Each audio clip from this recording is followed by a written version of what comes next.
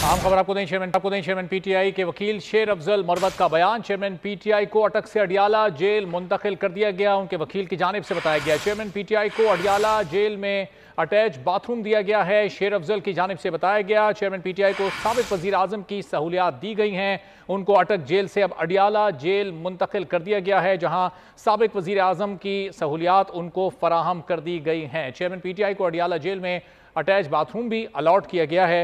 Chairman PTI के वकील शेर अफजल मरवत की जानिब से ये कन्फर्म किया गया कि उनको अब अटक जेल से अडियाला जेल मुंतकिल कर दिया गया, जहां उन्हें कई सहूलियात भी मैसर होंगी।